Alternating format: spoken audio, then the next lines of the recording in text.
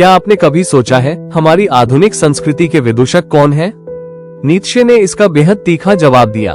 उनका मानना था कि आज के बहुत से लेखक और पत्रकार जो अखबारों, पत्रिकाओं और राजनीति में हल्की फुल्की बातें लिखते और बोलते हैं, असल में मध्यकालीन मस्खरों से अलग नहीं है।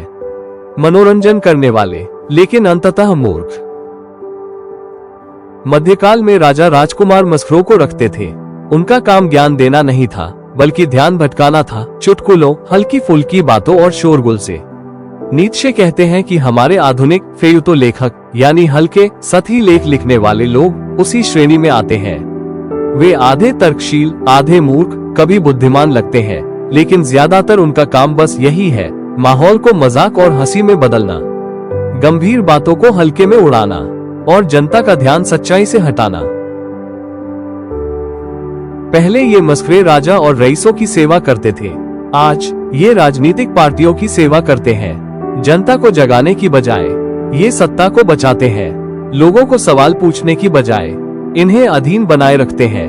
नीत्शे कहते हैं, लोगों की पुरानी आदत राजा की आज्ञा मानने की अब पार्टी की आज्ञा मानने में बदल गई है, और आधुनिक विदूषक इसी खेल का हिस्सा बन गए हैं।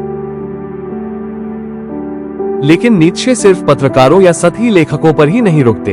वे कहते हैं कि पूरे के पूरे आधुनिक लेखक और बुद्धिजीवी इस विदूषक वर्ग से ज्यादा अलग नहीं है। वे इन्हें आधुनिक संस्कृति के विदूषक कहते हैं। समाज इन्हें गंभीरता से नहीं लेता, बस एक तरह के मनोरंजन करने वाले मानता है।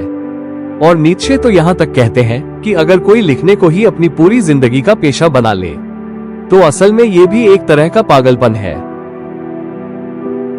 तो नतीजा क्या है? नीत्शे हमें चेतावनी देते हैं कि हर लेखक या वक्ता जो चतुराई से बोलता है, जरूरी नहीं कि वह सच्चाई भी बोल रहा हो। कई लोग सिर्फ मस्खरे हैं जो हमें हंसाते हैं, बहलाते हैं और सत्ता के इशारे पर नचाते हैं। सच्चा सवाल ये है, क्या हम असली चिंतक और मस्खरे में फर्क कर सकते हैं? क्या हम बुद्धि और महज मनोरंजन को अलग पहचान सकते हैं? शायद नीत्शे समय के पार हमें यही कह रहे हैं, आधुनिक संस्कृति के विदूषकों से सावधान रहो, क्योंकि वे हर जगह हैं। अगर आपको नीत्शे की ये बात सोचने पर मजबूर कर गई हो, तो इस वीडियो को लाइक कीजिए, अपने दोस्तों से शेयर कीजिए और reflect for renew to evolve को सब्सक्राइब कीजिए।